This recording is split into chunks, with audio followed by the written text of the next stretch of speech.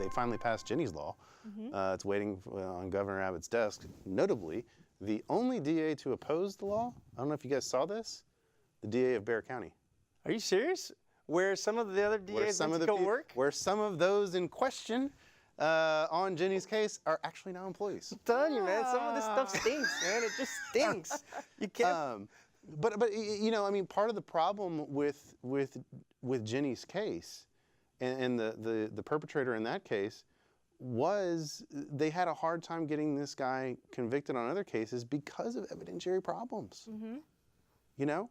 And so here you have a serial rapist that time and time again, he was either they cut him loose or they gave him a lesser charge, which, you know, the Chronicle did that whole article trying to really kind of throw some mud on some former DAs for cutting him loose and cutting him a deal. It's like, well, but there's another story you got to look at here. You know, the as much as we like to rag on DAs, you know, they can only work with what they have.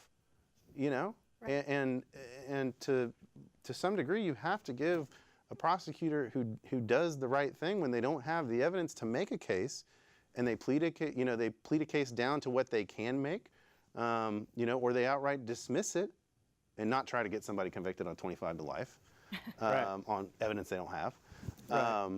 You know, you got to give them kudos. Instead, you know, the Chronicle writes that article kind of blaming the DA's office to some degree, but look a little deeper, dig a little deeper. What about the problems going on at the crime lab that led to this? Yeah, that's exactly right.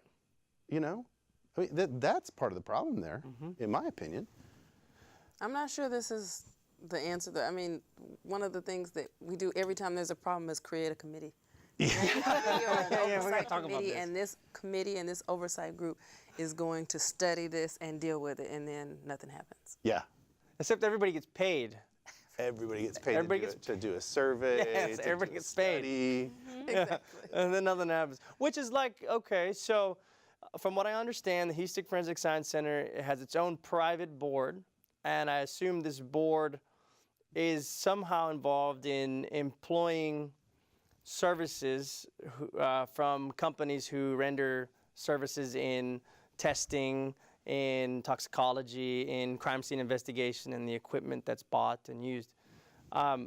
So I'm wondering if this crime scene unit and the whole forensic arena goes private, will we see the same concerns that we see in private prisons, or any time a portion of the government goes private, where it's all about money, efficiency, and the real reason for the program or endeavor is lost to the almighty dollar?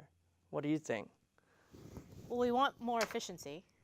Right? And those are good arguments. I mean, right. We want to get evidence back within a reasonable time frame. Which the rape kits are getting back, and apparently they have a guy 24/7 answering the CSI phone, which apparently wasn't happening before.